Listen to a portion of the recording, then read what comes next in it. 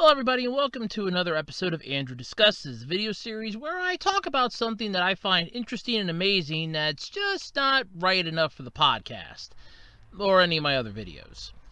I am still trying to find a decent intro for this series, but anyway, I digress. That's my own can of worms to deal with. No. Today I want to talk about something that, ironically, YouTube just kind of dropped in my lap. No, it's nothing horrendous or anything. They're not canceling my channel. God forbid. I'd raise hell.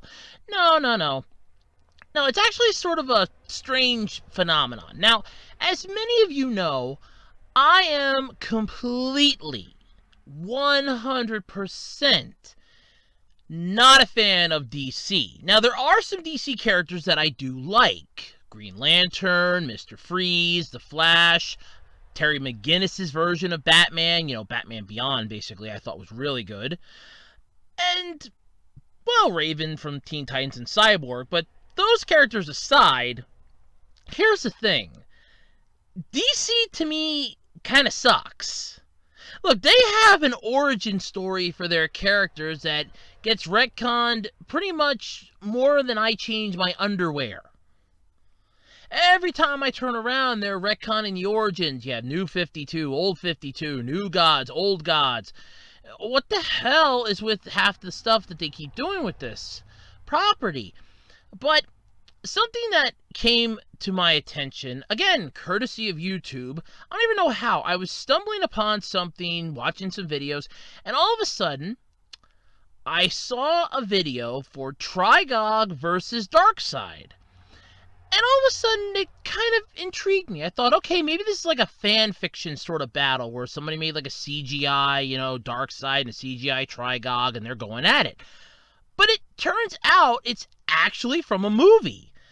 A movie that's first off rated R, and this is a hard R. Believe me, this is a hard R. Oh my God, is this a hard R. Whew. It's Justice League Dark Apokolips War. And as I'm watching the clips from this, I just started getting amazed by it. It's one of those, it is dark, don't get me wrong. You have Justice League members that are getting limbs torn off. Shazam loses his leg. Wonder Woman gets her arm taken off.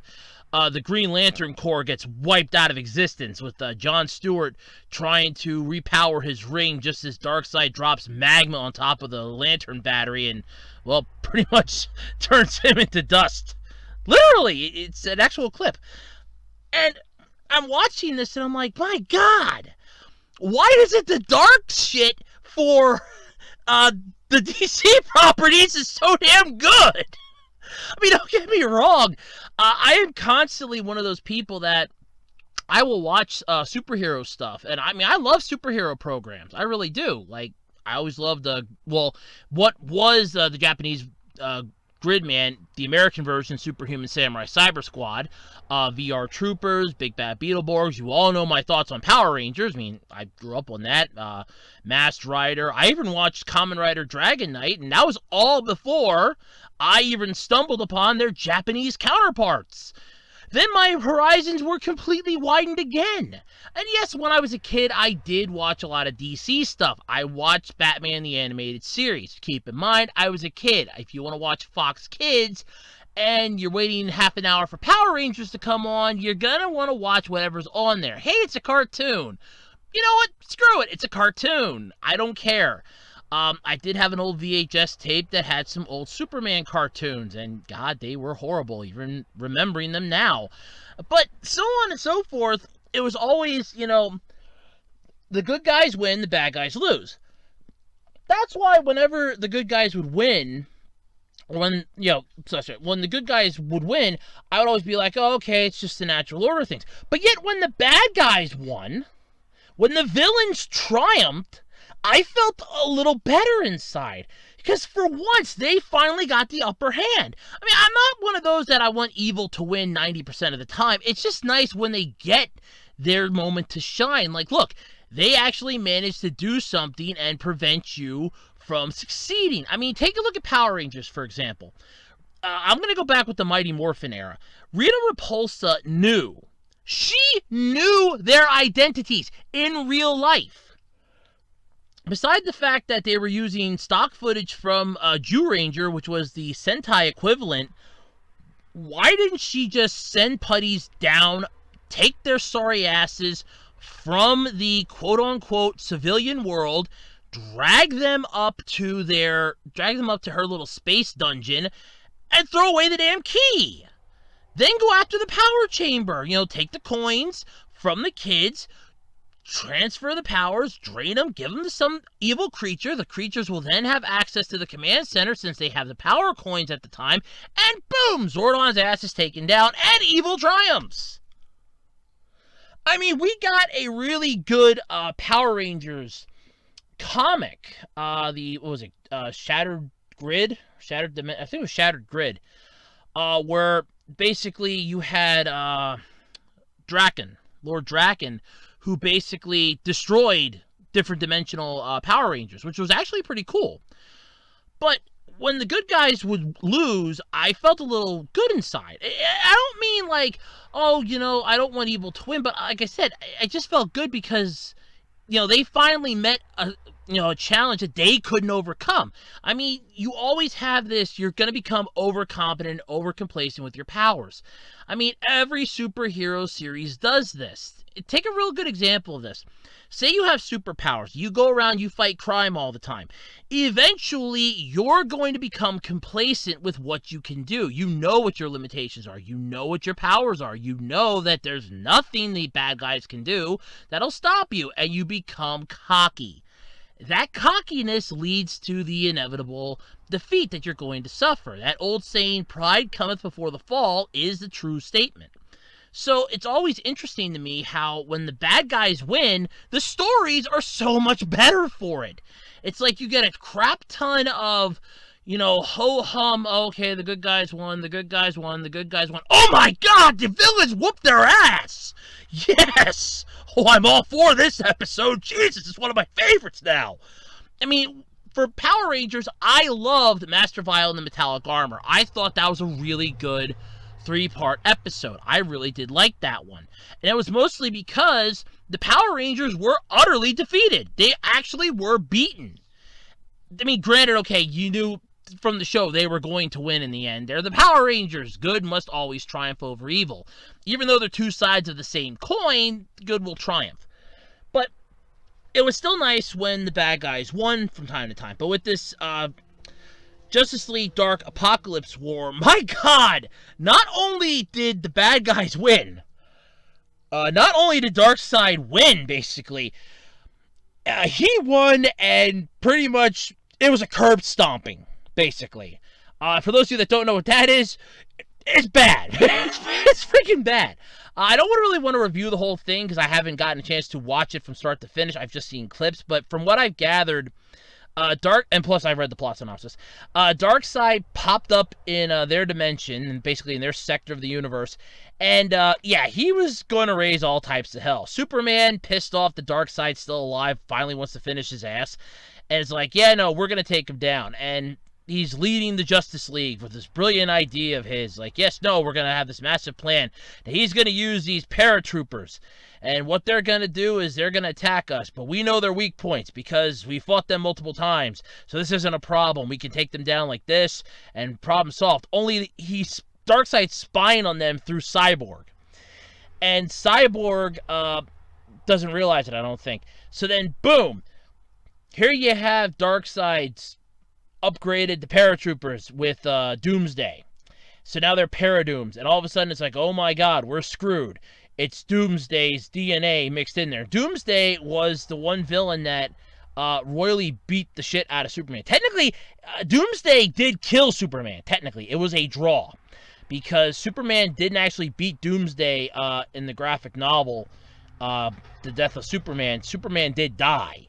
And that's what pissed me off between that and Superman Doomsday. I actually bought Superman Doomsday because, I mean, the trailer kept hyping it up. Be there when a god dies. And I'm like, no, I gotta see this. I've gotta see Superman get his ass handed to him. This is the Man of fucking Steel here. This is the character that everybody says is the strongest character in any franchise. I want to see him get his ass handed to him on a silver fucking platter.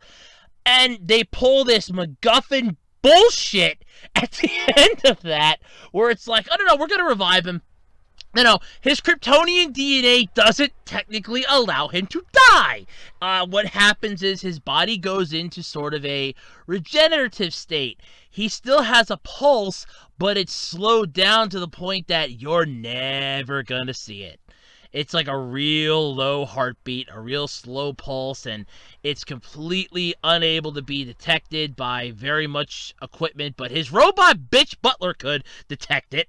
That was what pissed me off. But then you have that whole thing. He goes to take on his Superman-like clone that Luthor made because he got lonely.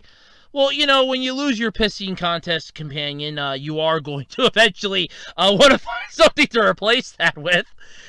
But Doomsday was this badass character. So, of course, here we have this Justice League movie, and they're taking on these Paradooms, and the League just gets completely massacred. And I mean, like, completely. Hal Jordan gets killed. The Flash is pretty much taken down. Shazam loses his leg. I think Valkyrie was having her head taken off. Yes, by the way, this thing is like gory as hell, by the way. I'm not even going to sugar tits this. Like I said, this is a hard R. And I mean a hard-ass R. Those are the scenes that kind of disturbed me a bit, but in all honesty, the plot's really good if you set that aside. And I mean, like, really, you set that aside because it's like maybe, I'd say like 3 minutes worth of clips throughout the whole thing. You set that aside, not a problem. You can actually enjoy this movie for the plot alone. But basically, and it does pick up. I tell you from the clips that I saw, yeah. But basically, so the Justice League gets annihilated. Some of the members aren't outright killed. Basically, they're either converted into cyborgs like Martian Manhunter and some of the other ones, or they're, well, basically, you know, turned into loyal servants of Darkseid. I mean, Wonder Woman was turned into like a cyborg servant. Batman was brainwashed by a Mobius chair. Whatever the hell that is. I don't even know what that is. And the ultimate thing, this is the part that I love, though, because how the hell did Lex Luthor never think of this? And all the times that he's captured Superman, never thought once of injecting him with kryptonite. Yeah, Darkseid literally injects kryptonite into Superman. Liquid kryptonite gets injected into Superman as Darkseid burns his logo, his Superman logo, into his chest. He's infused with liquid kryptonite, so he can no longer use his powers. He's basically a human being. Cursed to walk the earth as a reminder. It's like, look what you could have stopped. And it's just a permanent reminder. But then you basically have that the Teen Titans get their asses annihilated. Cyborg got his arms ripped off, and he became like embedded with a computer. And the whole movie's good. I'm not going to lie. The whole movie's good. But Jesus Christ, why is it the darker stuff? The darker plot points where the Justice League gets annihilated and massacred. And why is that the better story than what we're getting from the... I really don't want to say it this way, but I have to. The candy-ass versions of this. Every single, like, oh, look, here we have another Justice League movie. Oh, great, okay. And I'm not... And before anybody says it, I'm not going with the, oh my God, he wants a Snyder cut. No! No! No. The DCEU is dead as far as I'm concerned. I'm talking animated movies here. I don't give a crap about live action anymore since Disney killed Iron Man, okay? Iron Man meant a lot to me, and them killing off Iron Man was not what I wanted to have happen, okay? You could give Steve Rogers a goddamn wonderful life where he gets to go back in time, be old, and live with Peggy Carter. No, that's bull fucking shit right there. And you kill Iron Man. You kill Iron Man. Really? You murder Iron Man, but yet Captain America gets to live. He gets the MacGuffin, and you kill off Iron Man, the one who basically saved your sorry asses, and he gets killed, you bastards. But ever since that, the live-action movies for superheroes can kiss my ass, okay? I'm out on them. But you have this ultimately good movie. It's an animated movie, and I'm just like, holy crap. And it just made me remember all the times that I thought it was really cool when the villains actually won the battle, where they didn't have to take the loss and sulk with their tail between their legs. They got a sweet taste of victory. They finally got a chance to, like, look, we actually won. We beat them. Granted, it's only going to be temporary, sure, but they beat them. They actually managed to take them down, at least down a peg, if anything. I enjoy stuff like that. Don't get me wrong, I like plots where the heroes win, but it is nice to eventually get a superhero-esque show or a plot line where the heroes lose. I mean, one of the best episodes of Go-Go 5, the Super Sentai equivalent of Power Rangers Lightspeed Rescue, was a 2-part episode. At the end of the first part, it said mission incomplete, and the city is in ruins. The team is separated. Their morphers are damaged, and they are sulking with their tail between their legs because they got utterly massacred. They were just taken down by this threat that they could not stop. It was a curb stomping, basically. And that's one of the best episodes, because it's episodes like that that really show you the human side of your characters, especially for superheroes, because you always have a superhero that has superpowers, and that puts them above every other person. I don't care what you say. Well, but Iron Man didn't have superpowers. Iron Man had super intelligence. He was a genius. Genius is something that you can have at birth, especially like that. Bruce Wayne, sure, okay, he was a genius, but he also basically just built the shit or had people build it for him. So he's not technically that great of a genius. Otherwise, you have characters that either have powers gifted to them, which still makes them a hero, because you figure Spider-Man had his powers from a radioactive spider bite. Green Lantern had his powers from the ring. That's how that works. But when it's a natural gift, that still puts you one step ahead. Regardless if it's a natural gift, a physical gift, or what have you, that still puts you above somebody else. That's one of the reasons that I hate things like, oh, well, here, you get an employee discount. I get an employee discount just because I work here. Oh, that's great. So it's something that nobody else can get unless they work here. It bothers me because that puts me on a higher pedestal than somebody else.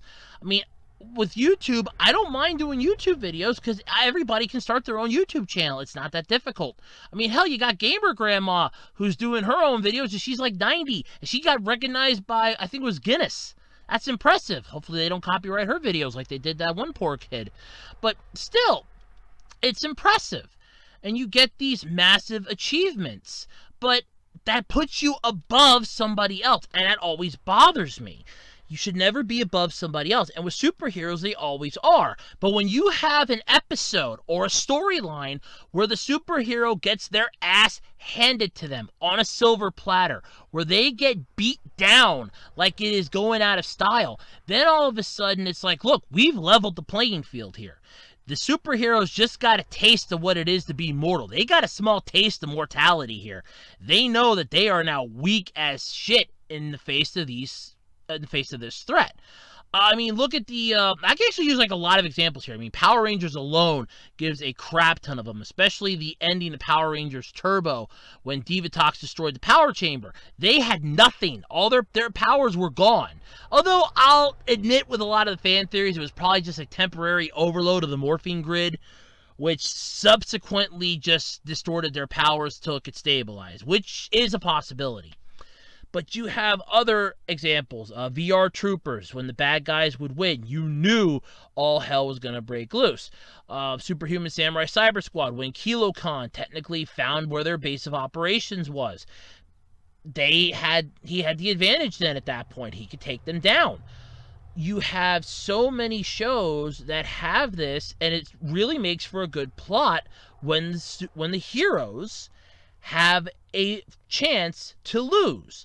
I mean, most of, I even want to say like some of the Sentai series where the heroes would basically, look, they're going into the final battle or they're getting ready for the final battle and the bad guys destroy their base of operations. It's like, look, you have now gotten a taste of what it is for everybody else. It's leveled the playing field a bit. You have more of a drive now, sure, to go and whoop some ass. But here's the thing. You now know what everybody else was experiencing. You've had your powers now for so long. You've been using your, whatever it is, your morphine powers, your your changer, your access flash mode. But okay, I'm insulting Gridman there, but you get the picture. Basically, you've been utilizing your powers, your abilities to fight for the side of good, but you somehow, even though you claim that, oh yeah, no, we know that we're fighting for the side of good, you're not fighting for the side of good. You're fighting because there's an evil that you want to defeat, and you're forgetting the fact that you yourself, moments before you got your power, moments before that power ring came onto your finger, or that hammer was gifted to you, or, and I'm using Beta Ray Bill there, by the way, not Thor. You all know my thoughts on, you all know that, I'm sure of it. Or you get this sweet tech from from the person you admire. You get this power. Before you ever had that, you were mortal. You were a simplistic human, or a fish creature, or a lizard, or an alien horse thing. I have no idea what the Beta Ray Bill was before he got a hammer like Thor's. I have no idea. But that's my thought on it. They were basically normal humans. They were normal people, normal individuals, normal creatures. They had no special powers. Then you get your hands on this mystical item, this MacGuffin item, if you will. And now all of a sudden you have power, untold power, power that can basically make or break the universe at your fingertips. You're using it for good, but you're also forgetting every time. You're becoming more and more complacent upon them. You're not learning from your abilities. You're basically relying too heavily on them. So when you have stories where the good guys lose and they have to get a reality check of, oh wow, we really have been taking our powers for granted. I love stories like that. And I really hate to say it, but this Justice League Dark movie, Apokolips War, does a good job of that. It really does. 100%. This is a good movie. I mean, Cyborg has to die at the end, sadly, but you have so many people that basically come out of the woodwork, and it's like, look, we have this, and this, and I'm like, holy crap, that's really impressive. I'm like, that's really cool that you have all this going on. And as I'm looking at it, I'm like, this is what they were bringing to the table. This is effectively the Justice League getting their ass kicked. This, honestly, could have been put up on the big screen, like a live theatrical release of this movie in theaters would have garnered asses in seats. Now, I probably would have even went to see it. I'm okay, not now anymore, because I'm never going to the movies again after spending $30 on Battle Angel Alita. Good movie, but not worth $30. But that would have definitely gotten people interested, because it's a story, it's dark, it is a hard R. Its R rating is well deserved. It is a hard R. I mean, we're talking Bloodsport hard R here. It's not a soft R, it is a hard R. I mean a hard R. But, that's my stance on it. But let me know what you think. Let's get a discussion going. What are your thoughts when the villains actually win and the heroes actually lose? What are your thoughts?